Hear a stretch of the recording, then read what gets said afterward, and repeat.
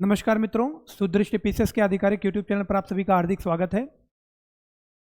साथियों, आज के इस वीडियो में हम भारतीय राज्य व्यवस्था, इंडियन पॉलिटी या आप कह सकते हैं भारतीय संविधान का एक बहुत ही महत्वपूर्ण भाग है, भाग 3 परीक्षा के दृष्टिगत आप देखेंगे तो ये पार्ट बहुत ही ज़्यादा इंपॉर्टेंट है। अक्सर यहाँ से प्रश्न बन जाते हैं। तो इस पूरे भाग को आप कह सकते हैं मौलिक अधिकार संबंधित जितने भी प्रावधान आपके दिए गए हैं उनके लिए टॉप 20 MCQ का ये वीडियो है, जिसमें एक वीडियो के माध्यम से हम इस पूरे पार्ट को कवर करेंगे। तो यहाँ पर मित्रों, किन अभ्यर्थियों को ये वीडियो देखना चाहिए, किन के लिए उपयोगी है, तो हम कह सकते हैं उत्तर प्रदेश पीसीएस की प्रारंभिक परीक्षा है वर्ष 2024 की। यदि आप इसकी तैयारी कर रहे हैं तो आपके लिए ये वीडियो उपयोगी है। इसके अलावा RO का जो री एग्ज़ाम होना है आपका वर्ष 2023 का, यदि आप उसकी तैयारी कर रहे हैं तो आपके लिए ये वीडियो अत्यंत उपयोगी है। तो मित्रों, यहाँ पर पहला प्रश्न आप सभी के सम्मुख है। प्रत्येक प्रश्न के बाद मैं आपको 10 सेकंड का समय दूंगा, जिसमें आपको इसका उत्तर कमेंट बॉक्स में आप लिख सकते हैं यदि आपको आंसर आता है। पहला प्रश्न यहाँ पर मित्रों है, संविधान द्वारा मौलिक अधिकारों को लागू करने की शक्ति इनमें से किसे दी गई है? भारत के सभी न्यायालय, संसद, राष्ट्रपति, सर्वोच्च न्यायालय और उच्च न्यायालय। तो यहाँ पर मित्रों, संविधान के द्वारा मौलिक अधिकारों को लागू करने की जो शक्ति दी गई है तो वो आपका डी विकल्प सही हो जाएगा, सर्वोच्च न्यायालय और उच्च न्यायालय को। यहाँ पर एक बहुत ही महत्वपूर्ण अनुच्छेद है आपका संविधान का भाग 3 का ही, जिसको हम आर्टिकल 13 के नाम से जानते हैं। तो जो हमारा अनुच्छेद 13 है, इसके पहले आपका अनुच्छेद 12 है।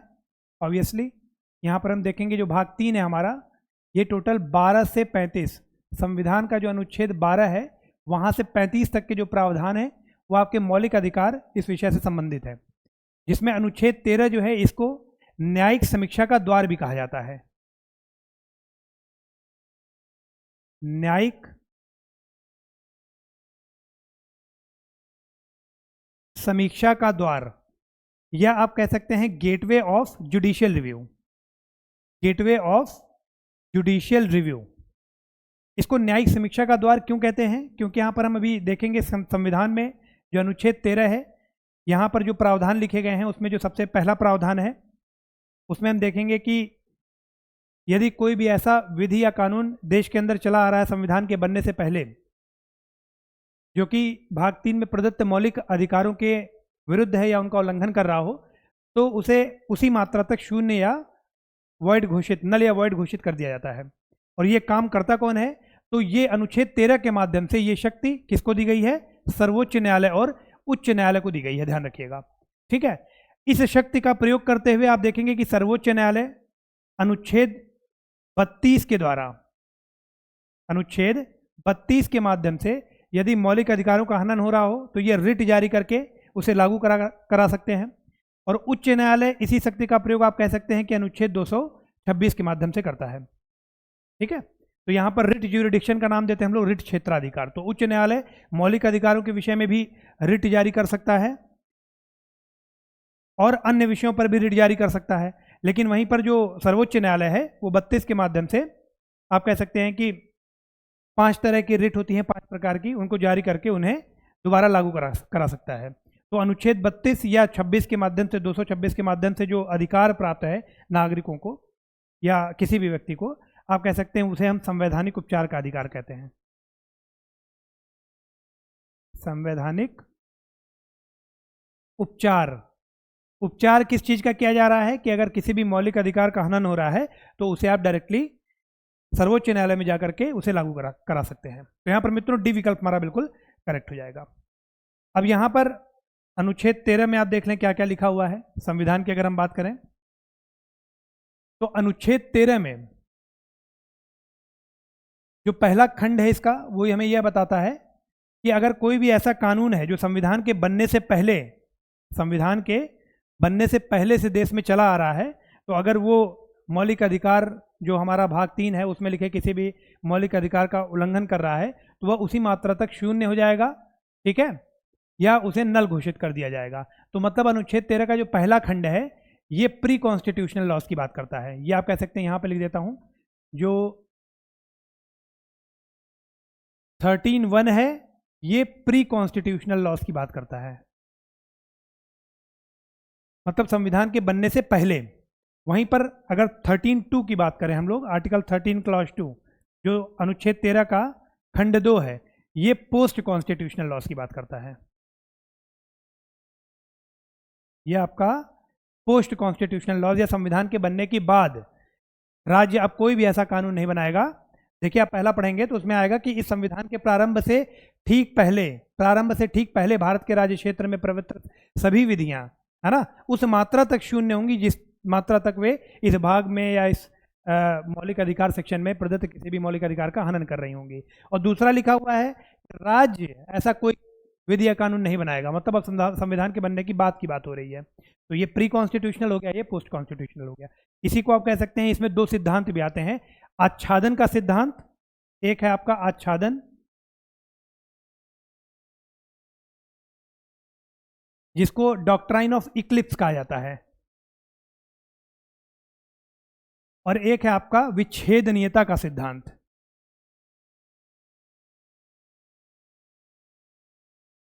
विच्छेदनीयता का सिद्धांत या डॉक्ट्राइन ऑफ सेवेरेबिलिटी।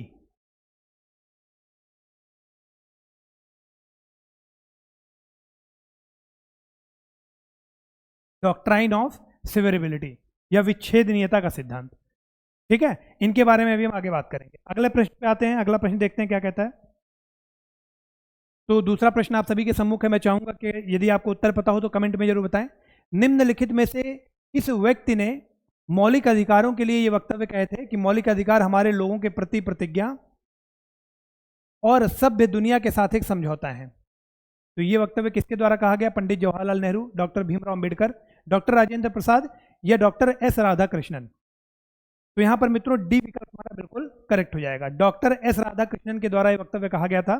ठीक है, जो मौलिक अधिकार है मित्रों, आप देखेंगे कि वो एक तरह की प्रतिज्ञा है, मतलब जो संविधान के द्वारा भाग 3 में मौलिक अधिकार प्रदत्त किए गए हैं, वो प्रतिज्ञा ली गई है संविधान निर्माताओं के द्वारा संविधान के अंतर्गत कि हमें इन अधिकारों को हमारे देश के जो नागरिक हैं या जो हमारे भारत के राज्य क्षेत्र में जो भी व्यक्ति निवास कर रहा है उसके लिए ये अधिकार संरक्षित रखे जाएं। और ये कौन सुनिश्चित करता है? ये भारत का संविधान सुनिश्चित करता है।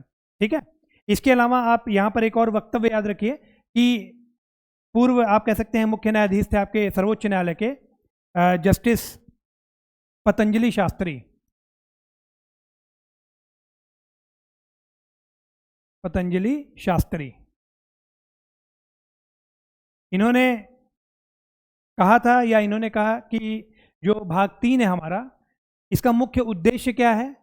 तो भाग 3 का मुख्य उद्देश्य यह है कि मित्रों इस भाग में या मौलिक अधिकार सेक्शन में जितने भी स्वतंत्रताएं, जितने भी अधिकार यहाँ के निवासी सिटीजन नागरिक या लोगों को प्रदत्त हैं या उपलब्ध हैं, उनका संरक्षण किया जाए, है ना, उनको सुनिश्चित करने का कर्तव्य भारत के संविधान का ही है। इसके द्वारा ही उनको संरक्षित किया गया है। तो मुख्य उद्देश्य यह है कि हमें लोगों की स्वतंत्रता और लोगों को जो अधिकार प्रदत्त हैं इस पर्टिकुलर पार्ट में उसको संरक्षित रखा जाए। ये भी एक इंपॉर्टेंट है, इसको भी आप ध्यान रखिएगा, उद्देश्य की बात उन्होंने की थी। आगे बढ़ते हैं। अगला प्रश्न यहां पर मित्रों है, क्वेश्चन नंबर 3 आप सभी के सम्मुख है। भारतीय संविधान के निम्नलिखित अनुच्छेदों में से कौन सा विधायी शक्ति पर पूर्ण प्रतिबंध लगाता है? तो आपसे पूछा जा रहा है कि भारतीय संविधान का कौन सा अनुच्छेद विधायी शक्ति पर पूर्ण प्रतिबंध लगा रहा है, मतलब संसद या राज्य विधानमंडल के द्वारा जो विधि बनाया जाता है उसको उस पर प्रतिबंध लगा रहा है, मतलब उसको नियमित कर रहा है। तो अनुच्छेद 14, 15, 16 या 17। तो ये वर्ड बहुत इंपॉर्टेंट है, पूर्ण प्रतिबंध, और ये प्रीवियस ईयर क्वेश्चन भी है, ये पहले पूछा आ चुका है। तो मित्रों यहाँ पर अनुच्छेद 14 जो होगा ये इसका राइट आंसर हो जाएगा, आर्टिकल 14। अब अनुच्छेद 14 की बात करें, अगर हम लोग आर्टिकल 14 की बात करें, तो यहां पर मित्रों आप कह सकते हैं कि अनुच्छेद 14 में संविधान में क्या लिखा हुआ है? तो राज्य यहां पर भारत के राज्य क्षेत्र में जो भी व्यक्ति यहां पर निवास कर रहा है, जो भी व्यक्ति यहां पर रह रहा है, उसको विधि के समक्ष समता और विधियों के समान संरक्षण से वंचित नहीं करेगा। तो ये आप कह सकते हैं कॉन्स्टिट्यूशन की बात है। दो यहां पर बात की गई है, एक आपका है विधि के समक्ष समता, विधि के समक्ष समता, और दूसरा है यहां पर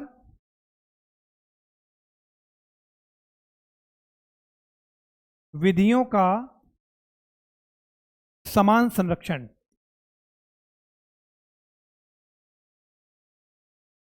विधियों का समान संरक्षण। अब यहां पर विधि के समक्ष समता मतलब equality before law, equality before law, ये वाला जो आप कह सकते हैं, ये जो अभिव्यक्ति इस्तेमाल की गई है, प्रयोग में लाई गई है इस अनुच्छेद में, ये आपकी कहां से प्रेरित है? तो ये आपकी ब्रिटिश मूल की है। ये आपकी कहां की है? ये आपकी ब्रिटिश मूल की है। तो आप देखेंगे कि जो विधि के समक्ष समता है, ये आपका एवी डाइसी का जो एक सिद्धांत था, विधि का शासन का सिद्धांत, विधि का शासन का सिद्धांत मतलब rule of law. A V Dicey का कॉन्सेप्ट था रूल ऑफ लॉ, उसी का एक पार्ट है ये विधि के समक्ष समता, या उसी का आप कह सकते हैं अंग है विधि के समक्ष समता।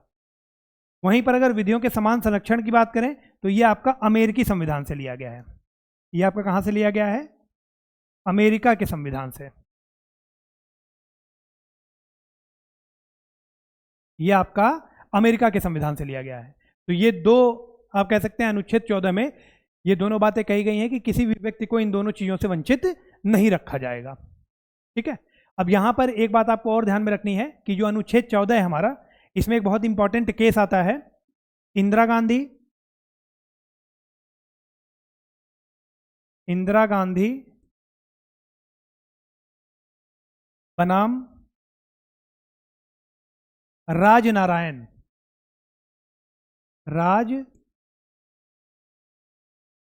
गांधी बनाम राजनारायण। यह आपका 1975 का केस था और इसमें माननीय न्यायालय के द्वारा यह बताया गया कि जो विधि का शासन है, वो अनुच्छेद 14 की मूल विशेषता है और इसको 368 के तहत संवैधानिक संशोधन से बदला नहीं जा सकता। तो ये बात आप याद रखिएगा। ये बात कहां से निकली थी? ये आपकी निकली थी इंदिरा गांधी बनाम राजनारायण 1975।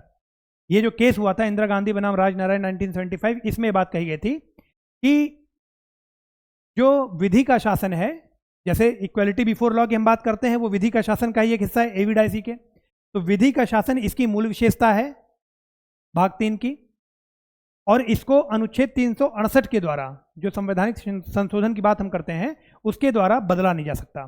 ठीक है। तो ये एक इंपॉर्टेंट चीज है, इसको आपको ध्यान में रखना है।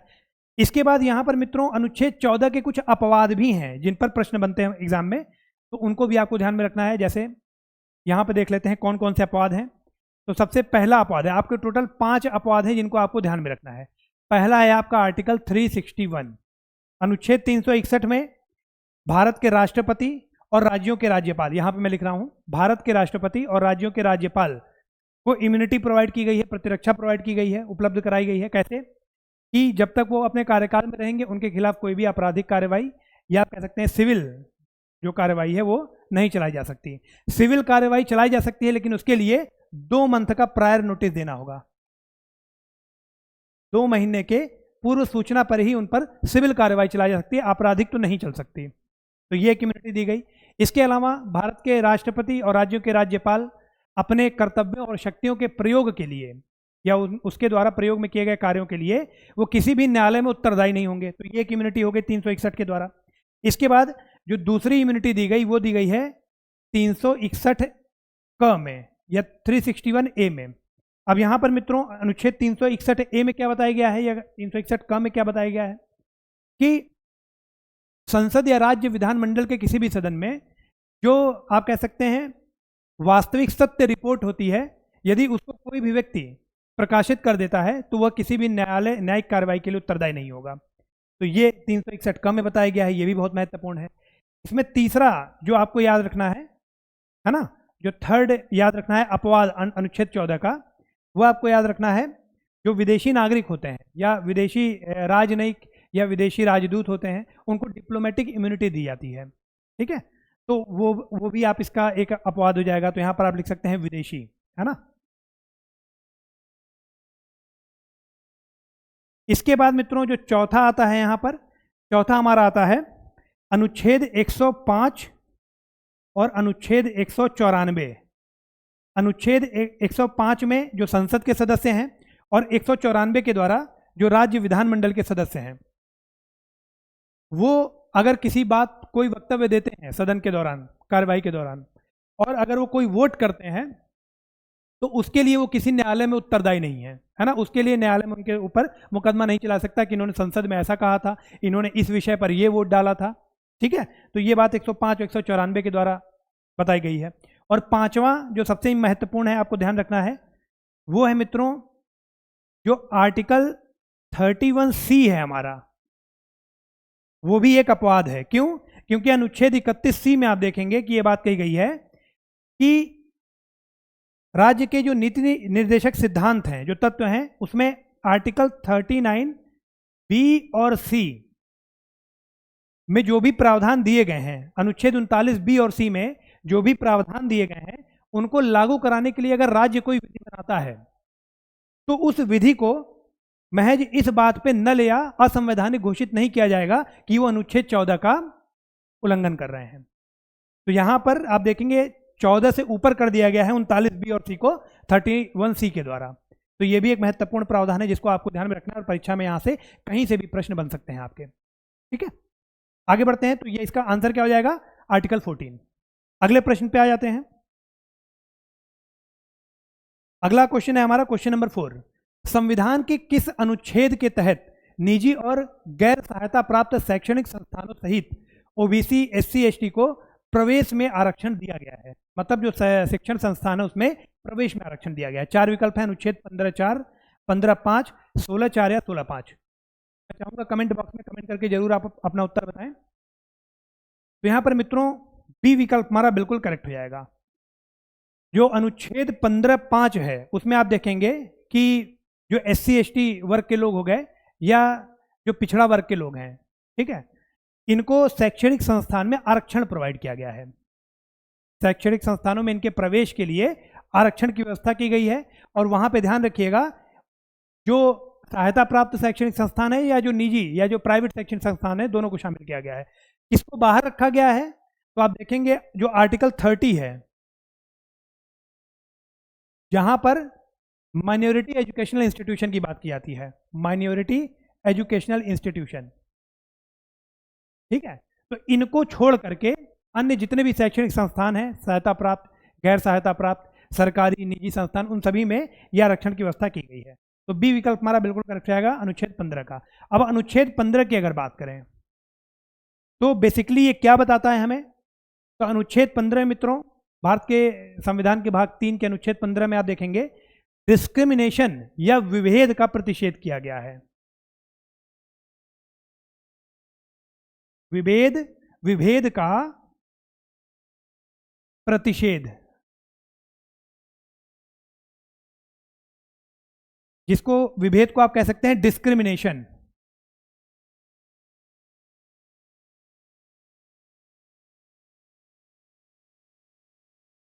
मतलब अब यहां पर जो अनुच्छेद 14 था वो हर व्यक्ति के लिए उपलब्ध था, लेकिन भारत के राज्य क्षेत्र में। लेकिन अगर 15 की बात करें तो ये केवल और केवल नागरिकों के लिए उपलब्ध है। ये केवल और केवल नागरिकों के लिए ही उपलब्ध है। अब नागरिकों के लिए कौन कौन से फंडामेंटल राइट हैं जो केवल नागरिकों के लिए हैं? तो उसमें आप देखेंगे अनुच्छेद 15 है हमारा, 16 है, 29 है, 30 है, 19 है।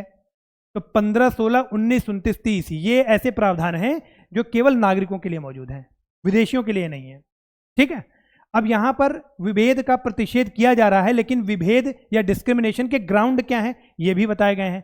तो यहां पर टोटल 5 ग्राउंड बताए गए हैं। 5 ग्राउंड कौन से हैं? तो रिलीजन, रेस, कास्ट, सेक्स और प्लेस ऑफ बर्थ। मतलब यहां पर आप लिख सकते हैं धर्म, वंश, जाति, उसके बाद लिंग, और यहां पर आप देखेंगे जन्म स्थान।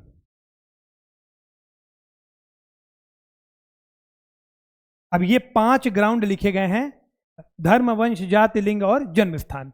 इन 5 आधारों पर राज्य नागरिकों के साथ विभेद का प्रतिषेध करता है। अगर हम संविधान के भाग 3 की बात करें। ठीक है, तो अब अनुच्छेद 15 में टोटल 6 क्लॉज आप देखेंगे, 6 क्लॉज हैं और 6 क्लॉज में सबकी अपनी एक अलग महत्ता है। तो आइए देख लेते हैं इसको। पहले हम संविधान में देखते हैं क्या क्या लिखा हुआ है और फिर उसके अनुसार इसको हम लोग एक्सप्लेन करते हैं। तो यहाँ पर मित्रों, हो सकता है आपको ये साफ ना दिखाई दे रहा हो, संविधान आप साथ में खोलेंगे तो आपको ये दिखाई देगा। ठीक है, तो यहाँ पर देखेंगे जो अनुच्छेद 15 है हमारा, इसमें टोटल 6 हैं, 6 खंड हैं।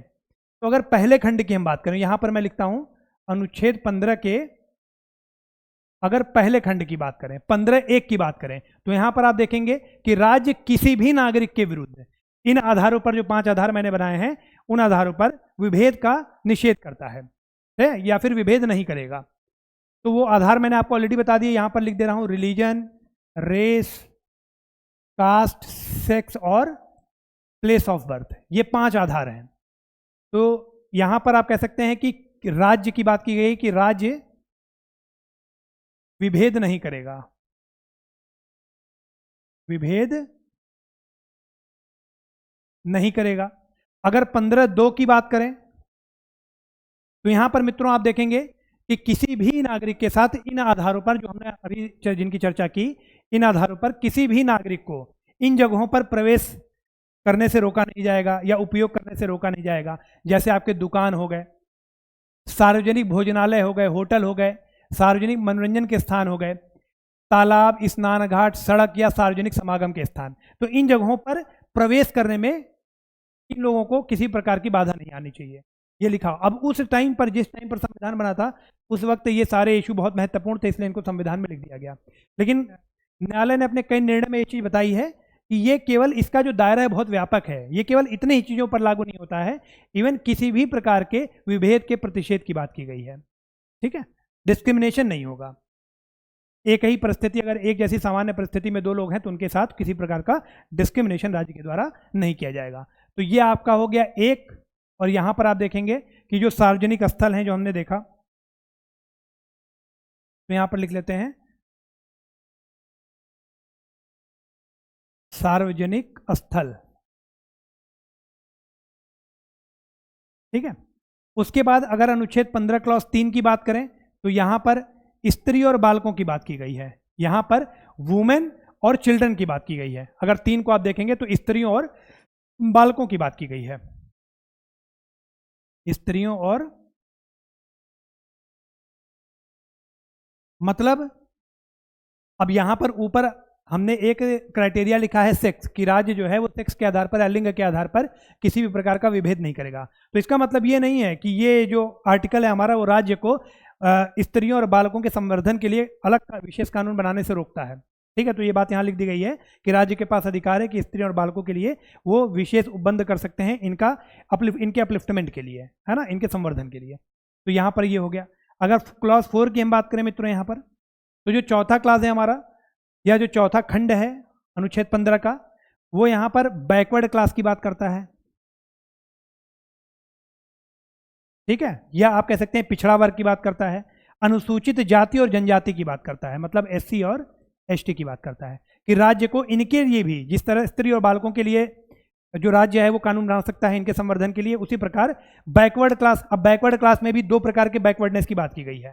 ठीक है, तो एक है आपका सोशली बैकवर्डनेस, मतलब अगर कोई सामाजिक रूप से पिछड़ा है, और शैक्षणिक या एजुकेशनल। तो सोशल और एजुकेशनल बैकवर्डनेस के आधार पर यह क्राइटेरिया डिवाइड किया गया है। और साथ में SC ST, इनके साथ किसी प्रकार का विभेद नहीं किया जाएगा। उसी तरह अगर हम 5 की बात करें तो 5 में इन्हीं वर्गों के साथ आप कह सकते हैं इनको आरक्षण प्रोवाइड किया गया है एजुकेशनल इंस्टीट्यूशन में प्रवेश के लिए। अगर कोई शैक्षणिक संस्थान है तो यहां पर मैं लिख दे रहा हूं शैक्षणिक संस्थान, शैक्षणिक संस्थान। तो मतलब इसमें प्रवेश करने के लिए इनके लिए एक विशेष उपबंध बना सकता है राज्य। ठीक है, किनके लिए? बैकवर्ड SC ST और आप कह सकते हैं बैकवर्डनेस सोशल और एजुकेशनल बैकवर्डनेस। इसके बाद मित्रों जो छठा क्लॉज है हमारा, इसका छठे क्लॉज में EWS की बात की गई है। आर्थिक रूप से जो पिछड़ा हुआ समाज है, आर्थिक रूप से पिछड़े हुए लोग हैं, उनको 10% कोटे की बात की गई है EWS। और इसको हाल ही में इंसर्ट किया गया है। तो मैं चाहूँगा कमेंट बॉक्स में जरूर कमेंट करके लिखें कि संविधान के कौन से संशोधन के द्वारा इकोनॉमिक वीकर सेक्शन, या आप कह सकते हैं आर्थिक जो पिछड़ा वर्ग है, आर्थिक रूप से कमजोर वर्ग जो है, उसके लिए राज्य विशेष कानून बना सकते हैं, या 10% आरक्षण जो दिया गया है वो इसी आधार पर दिया गया है। तो ये संविधान के किस संशोधन अधिनियम के द्वारा संविधान में जोड़ा गया। तो ये आपका था अनुच्छेद 15, और यहाँ पे आप देखेंगे वही सारी चीजें लिखी गई हैं। ठीक है, यहाँ पर अगर हम देखें तो तीसरे में आपका आ जाएगा स्त्री और बालक। उसके बाद चौथे की अगर हम बात करेंगे तो यहाँ पर आप देखेंगे सामाजिक और शैक्षिक दृष्टि से पिछड़े हुए लोग, इसके अलावा अनुसूचित जाति और अनुसूचित जनजाति।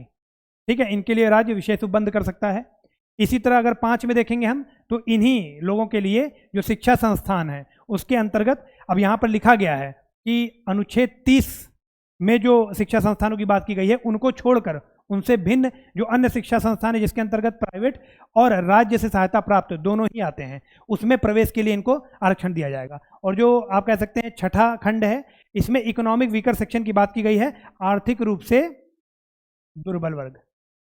ठीक है, और इसको किस संशोधन से जोड़ा गया था तो ध्यान रखिएगा, जो छठा क्लॉज है ये आपका 103वां जो कॉन्स्टिट्यूशन अमेंडमेंट एक्ट था आपका 2019 का, इसके माध्यम से इसको यहां पर इंसर्ट किया गया था। आगे बढ़ते हैं।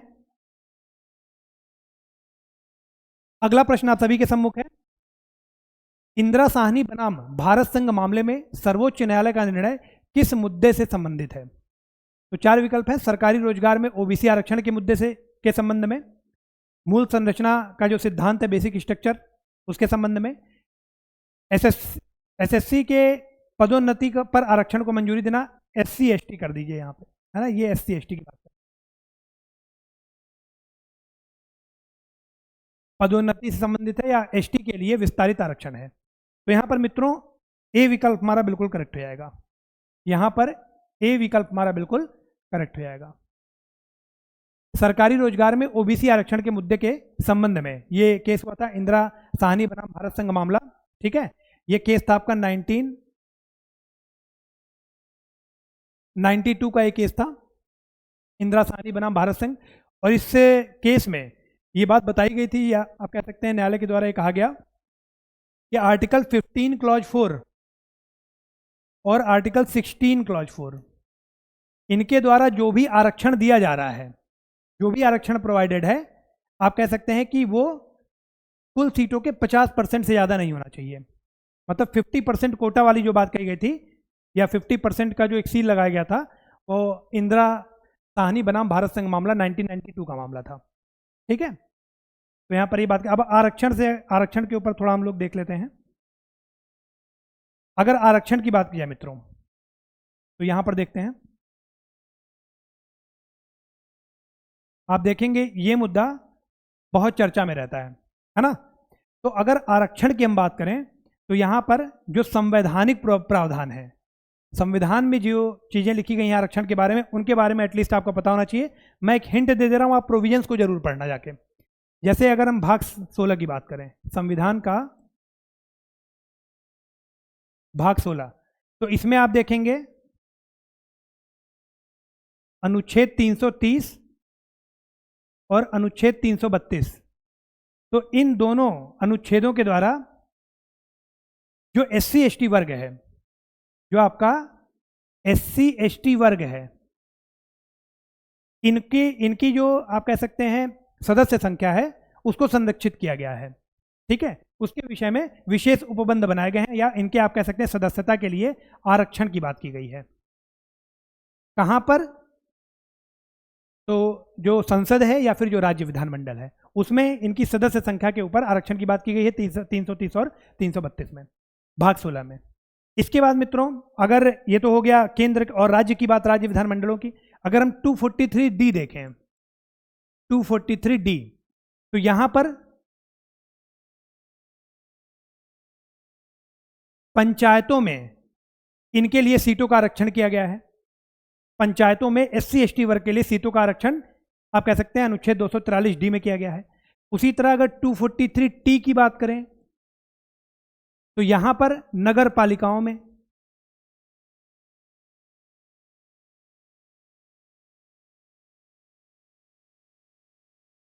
सीटों का आरक्षण किया गया है SC ST के लिए 243T में।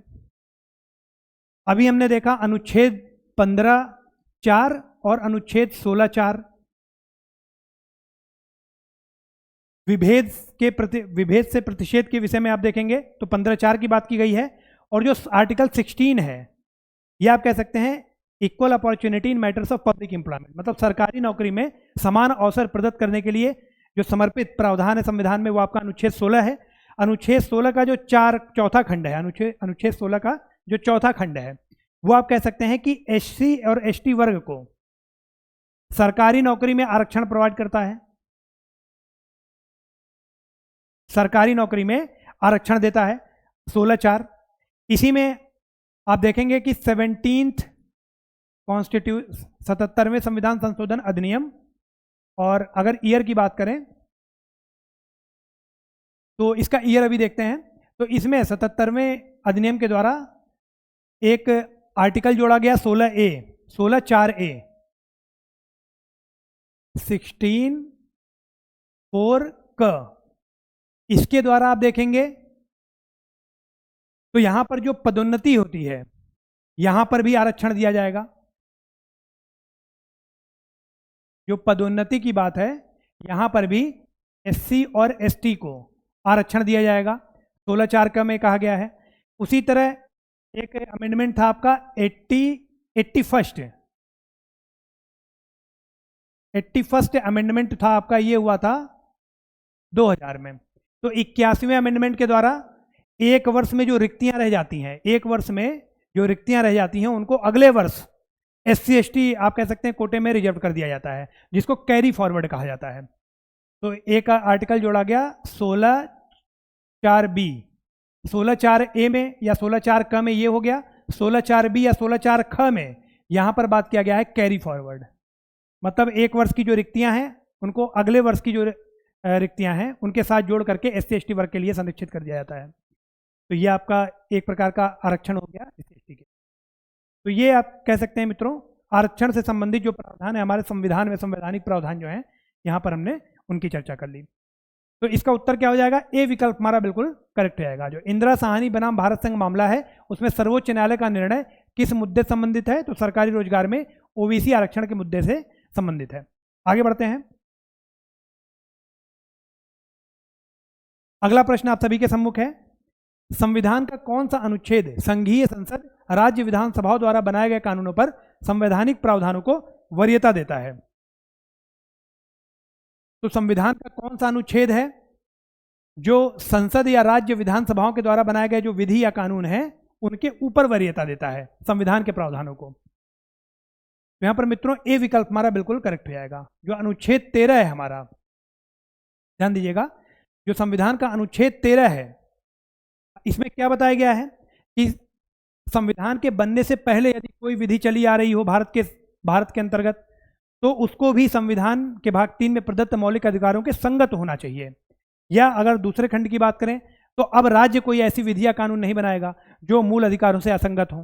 तो इसका मतलब यहाँ पर राज्य या संसद या राज्य विधान मंडलों के द्वारा बनाए गए जितने भी विधि और कानून हैं उनके ऊपर संविधान के जो प्रावधान है उनको वरीयता दे दी गई है। तो ये आपका अनुच्छेद 13 है। इसमें बेसिकली 2 प्रकार के सिद्धांत होते हैं, मैंने आपको बताया था। एक है आपका आच्छादन का सिद्धांत। तो यहां पर मित्रों जो आच्छादन का सिद्धांत है इसी को डॉक्ट्राइन ऑफ इक्लिप्स भी कहते हैं। अब डॉक्ट्राइन ऑफ इक्लिप्स क्या कहता है कि यदि कोई भी ऐसा कानून है जो भाग 3 में प्रदत्त मौलिक अधिकारों का उल्लंघन कर रहा हो तो उस कानून को नल या वॉइड घोषित कर दिया जाएगा या असंवैधानिक घोषित कर दिया जाएगा, शून्य कर दिया जाएगा। अगर इस कानून का थोड़ा पार्ट है, सपोज कीजिए कि थोड़ा पार्ट भाग 3 में प्रदत्त मौलिक अधिकारों का उल्लंघन कर रहा है तो जितना पार्ट उल्लंघन कर रहा है केवल उतने को नल या वॉइड या शून्य घोषित कर दिया जाएगा। एक संवैधानिक संशोधन करके इसमें संशोधन कर दिया जाएगा। वहीं पर जो दूसरा डॉक्ट्राइन है वो है आपका विच्छेदनीयता का सिद्धांत। अब विच्छेदनीयता का सिद्धांत क्या कहता है?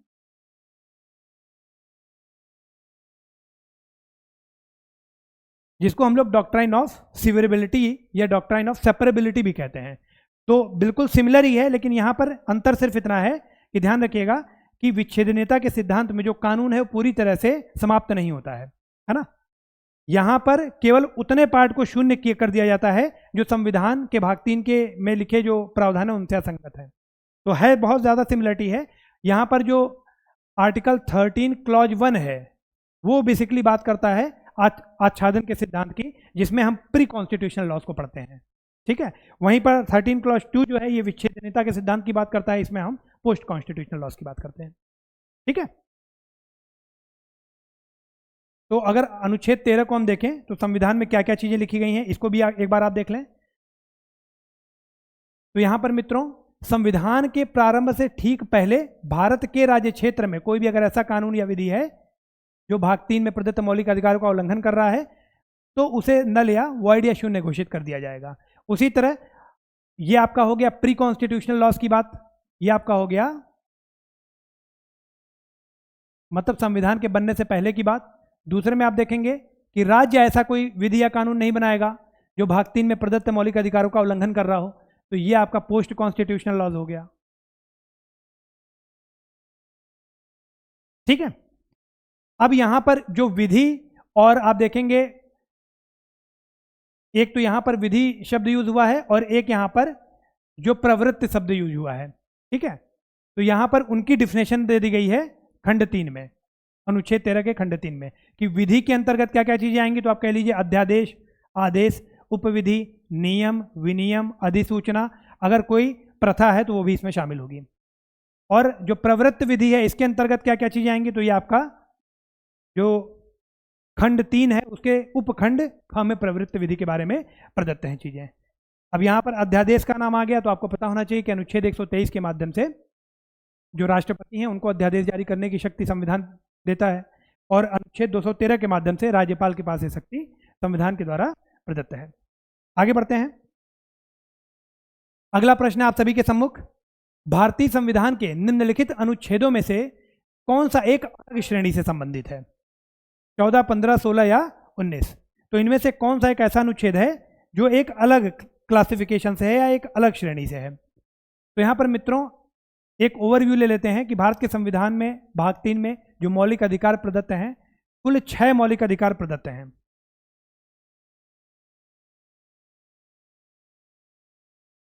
इन 6 अधिकारों में आप देखेंगे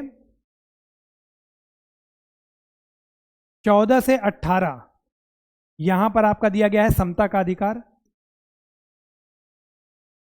उसके बाद मित्रों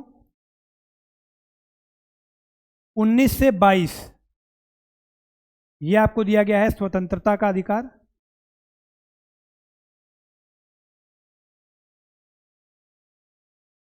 23 और 24 ये आपके हैं शोषण के विरुद्ध अधिकार, ठीक है।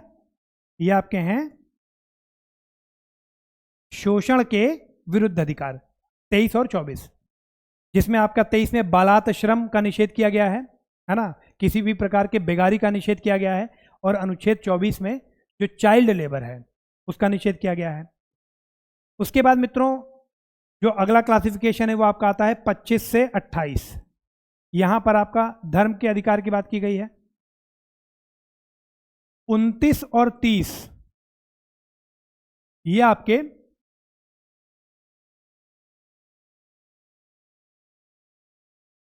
सांस्कृतिक और शिक्षा का अधिकार है, आप कह सकते हैं शिक्षा का अधिकार।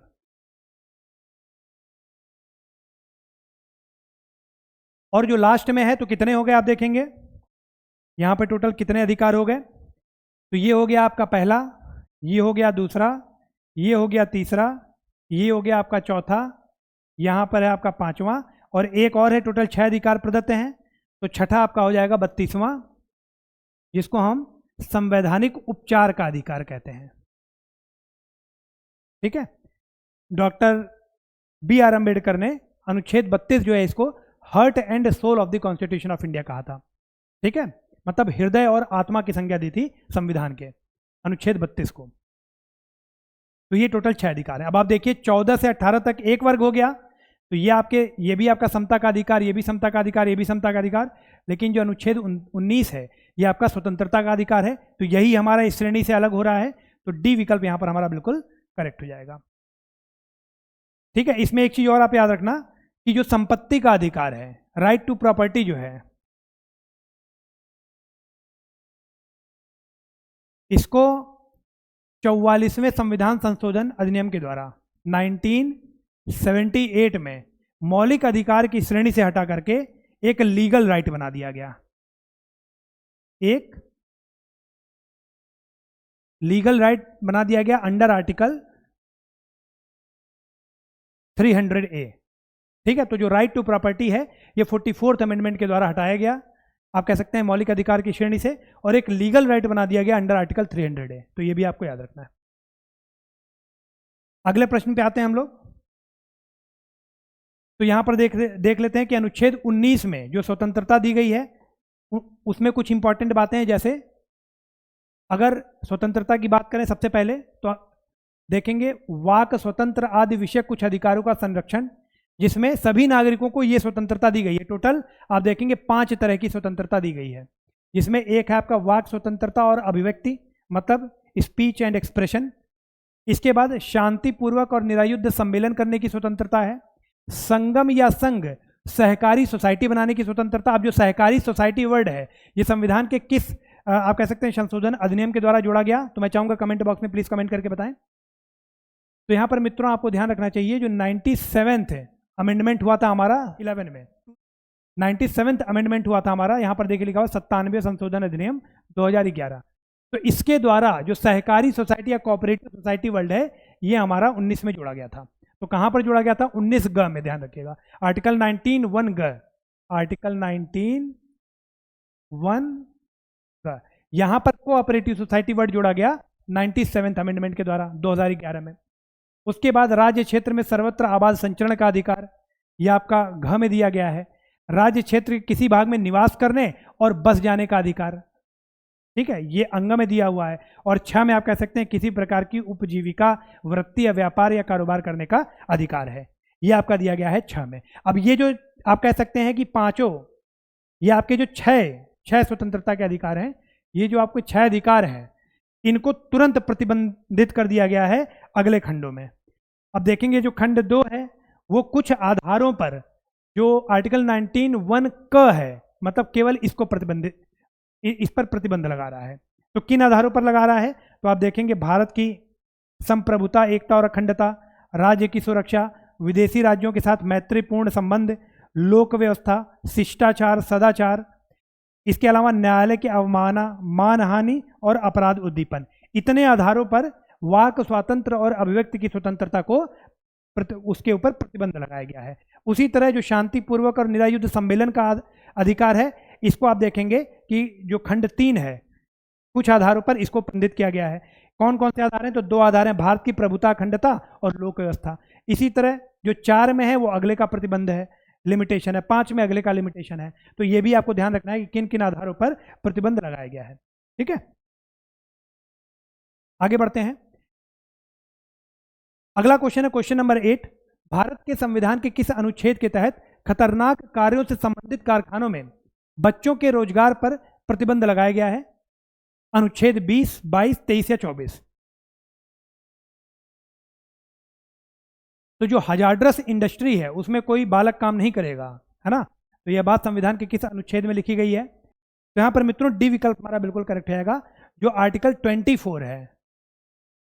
यह आप कह सकते हैं कि खतरनाक कार्यों से संबंधित कारखानों में बच्चों के रोजगार पर यह प्रतिबंध लगाता है। तो इसका डी विकल्प हमारा बिल्कुल करेक्ट हो जाएगा।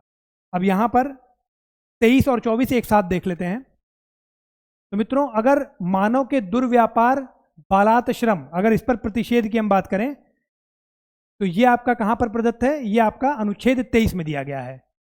मतलब आप कह सकते हैं human trafficking and force labour. ठीक है, इसका प्रोहिबिशन की बात कहां पर की गई है? अनुच्छेद 23 में की गई है। मानव का दुर्व्यापार और बेगार तथा इसी प्रकार के अन्य बालात श्रम का प्रतिषेध किया गया है अनुच्छेद 23 में। और संविधान के अनुसार ये एक, अगर कोई जबरदस्ती इसको करवा रहा है किसी से तो एक दंडनीय अपराध होगा। ठीक है, उसके बाद इसी का जो दूसरा पार्ट है वो लिखा गया है कि इस अनुच्छेद की कोई भी बात राज्य को सार्वजनिक प्रयोजनों के लिए अनिवार्य सेवा अधिरोपित करने से निवारित नहीं करेगी। मतलब ऐसा नहीं है बालाश्रम में इसको नहीं गिना जाएगा। अगर राज्य किसी विशेष परिस्थिति में ऐसा कहे कोई सेवा किसी से मांगती है तो उसको सेवा, ये भी कहा गया है कि जो सेवा राज्य के द्वारा अधिरोपित की जा रही है उसमें किसी प्रकार का विभेद नहीं किया जाएगा, डिस्क्रिमिनेशन नहीं किया जाएगा। किन किन ग्राउंड पे? तो आप कह सकते हैं धर्म, मूल वंश, जाति या वर्ग।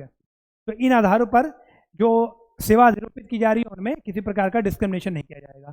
उसी प्रकार अगर आर्टिकल 24 की हम बात करें तो यहाँ पर आप देखेंगे कि कारखानों आदि में बालकों के नियोजन का प्रतिषेध किया जाता है।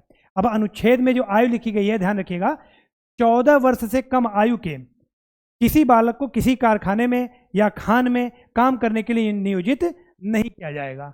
किसी भी हजार्डस इंडस्ट्री में उसको नहीं डाला जाएगा। ठीक है, तो यहाँ पर मित्रों जो आयु है वो आपको ध्यान रखनी है, 14 वर्ष से कम आयु के किसी भी बालक को किसी भी हजार्डस इंडस्ट्री, कारखाने या खानों में नियोजित नहीं किया जाएगा। ये बात हमें अनुच्छेद 24 के द्वारा पता चलती है। ठीक है मित्रों, अगला प्रश्न है हमारा, संविधान के किस प्रावधान के तहत अस्पृश्यता को समाप्त कर दिया गया है? अस्पृश्यता का मतलब आप कह सकते हैं अनटचेबिलिटी।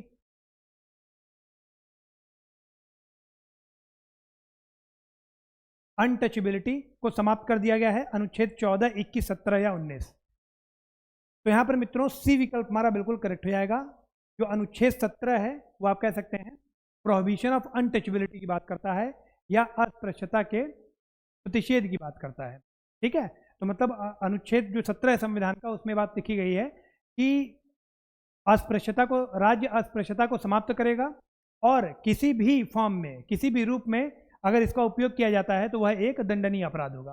तो मित्रों यहाँ पर एक बहुत ही इंपॉर्टेंट केस है और उसका जो जजमेंट था वो बहुत ही रोचक था, उसको भी आपको ध्यान में रखना है। कर्नाटक राज्य बनाम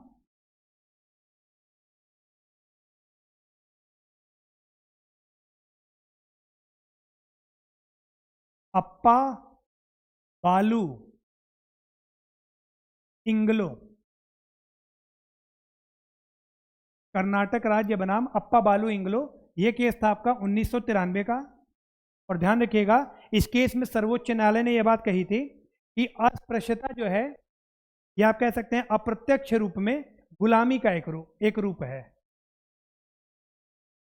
अप्रत्यक्ष रूप से गुलामी का एक रूप है, ये बात किसमें कही गई थी? तो कर्नाटक राज्य बनाम अप्पा बालू इंगलो 1993। तो यहाँ पर ये इंपॉर्टेंट केस था जिसको आपको ध्यान में रखना चाहिए।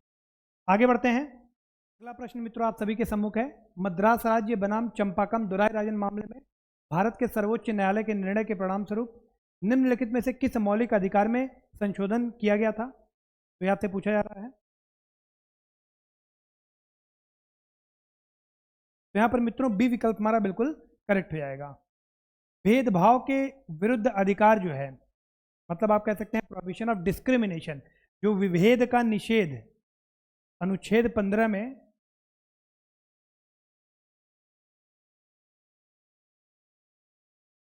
विभेद का निषेध किया गया है।